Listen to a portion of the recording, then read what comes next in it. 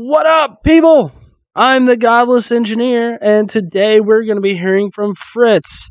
Fritz is one of the leading people of Mythicist Milwaukee, and first we're going to start out with Fritz telling you a little bit about his background and about what he's going through up there in Milwaukee as far as being an agnostic and being in the Mythicist Milwaukee group, and really just being one of the ones that really lead it up and being kind of a prominent figure in the secular scene up there in Milwaukee.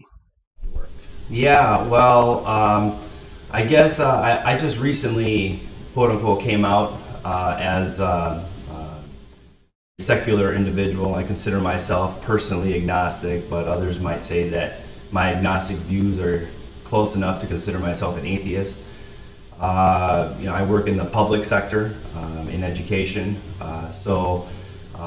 We started this in the beginning of 2013 in January, and now, or from then till now, which is now March of 2016, I never really used my first name in public, online, kind of, and behind the scenes.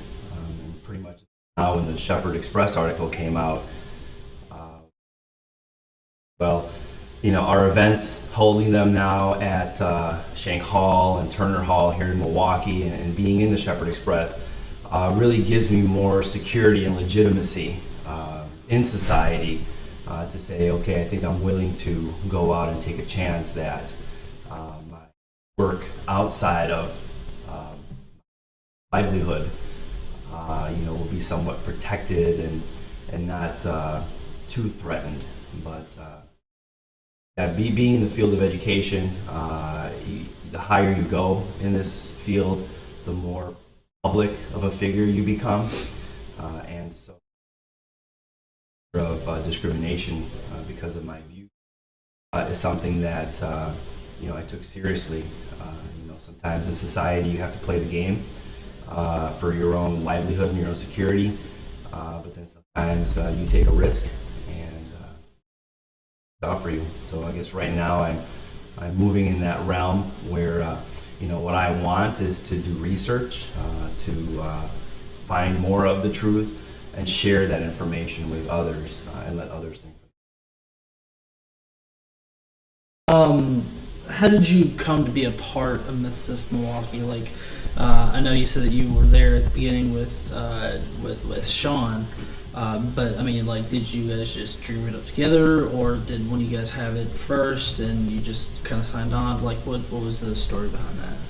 Well, Sean was introduced to the video by a mutual friend of ours, and he saw it. He was enthusiastic and said, "Fritz, you got to see this movie, this video." I saw it with him, and then my jaw was dropped afterwards. So we watched it again and then again, right then we just said, this information needs to be shared. It was pretty much instant. That's what I said. I said, this information should not be kept a secret. Why is this information being kept a secret? Why do most people not know this information? Why is this information not being spread rampantly throughout society, especially in the internet age, where mass media and communication now is at our fingertips? We can communicate to the other side of the world in a split second. Why do more people not know this?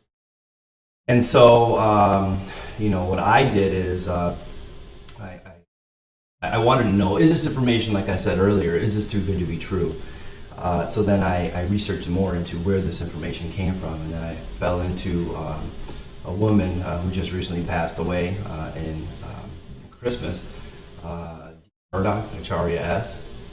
And it was found out that it was in collaboration with her work that the film The Zeitgeist was made. So then, knowing that, Sean reached out to her, she reached back, and this was all within a week's time. And then we just said about the word mythicism, what it meant. It connected and resonated with us, and then we just started working with names, and the two of us putting things together, putting ideas together.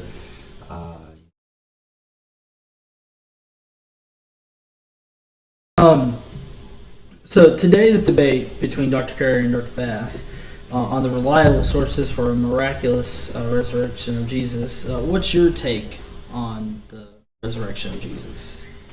Well, my take, I'm open to evidence. You show me the evidence, why would I be arrogant enough to dispute and dismiss the evidence? Right now, there is no evidence for the resurrection of Jesus. We have it in writing in the Bible that many people saw this resurrection, yet outside of this book, we don't see evidence for this anywhere else in society. Like many other miraculous things that occur in the Bible, you would assume that an individual rising up into heaven would be written into every single clay tablet possible, into every wall inscription possible, spread incredibly, that we would have numerous amounts of written information, physical evidence for this event happening. We just don't have that. So my faith lies in the fact that if we don't have the evidence, no evidence outside of the Bible, that there's a high likelihood that it didn't happen. And then we look at other stories, with some of the parallel religions that were prior to Christianity. We see Romulus did a similar act, and he was a Roman deity. So, it's not even unique to Christianity that a savior, semi-god, half-god, whatever you want to call it, would rise up into heaven for all to see. Next up, what I asked Fritz about is, what does he think about the debate that is going on that particular day? If you didn't know or haven't seen, they had a debate between Richard Carrier and Dr. Bass. And it was a very good debate. There was a lot of good information that was spread there. I think Dr. Bass could have held up his end a little bit better, but let's hear what Fritz has to say about it. I expect the audience to want more. That's what I expect. And I think that they're going to want to go to Turner Hall. They're going to realize that the investment is worth it for this type of information. It's a privilege to have individuals of this caliber going head to head, and we're offering it for free. Of course, with the assistance of Mario Quadracci and his funding, our connections within the secular, atheist, humanist communities. We think that people are just going to want more even after the Turner debate. So that's really what I'm looking for.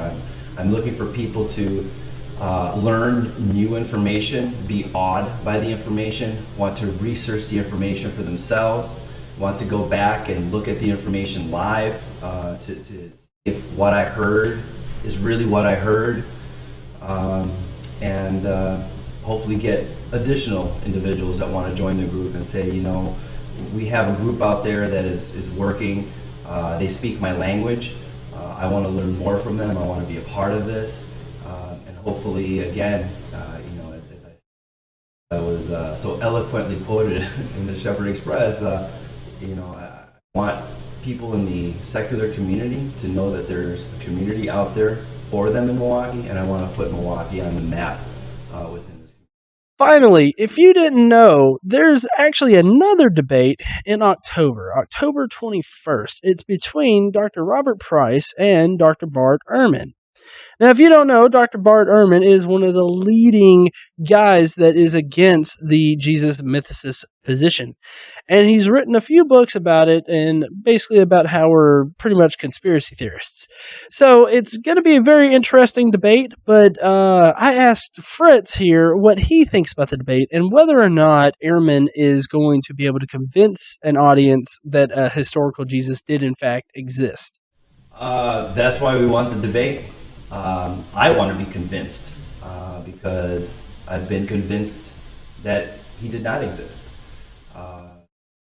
You're able to give me that evidence.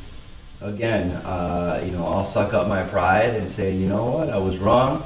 Here's that evidence that I've been looking for. Dr. Bart Ehrman has it.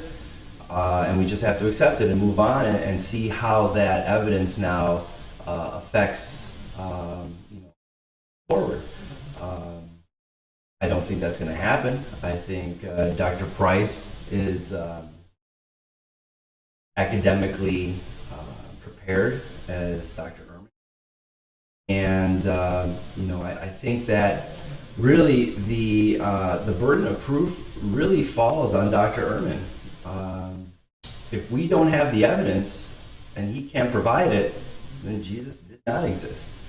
I will say this, even if there was a man out there named Jesus, of which there were hundreds to maybe thousands of individuals out there at that time named Jesus, carpentry or even stonework were popular at that time, as I learned last night.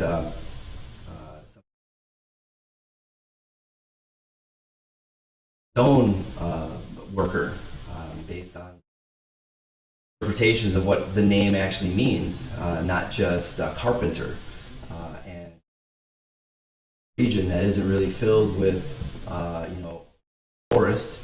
It makes more sense maybe that he worked with stone. But even if an individual out there named Jesus was out there proselytizing, you still have to prove to me, did he resurrect? Did he heal a leper? Did he make a blind man see? Did he make the dead walk through the city for all eyes to see? Because if we cannot prove that, then the Jesus that everyone is proclaiming existed still did not exist.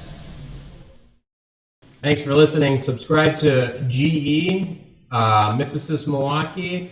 Check out the debate coming up in October between Bart Ehrman and Robert Price. And check out Batman and Jesus. That's going to be a cool concept that I think a lot of people can really rally around. It's really exciting for us. So thank you so much.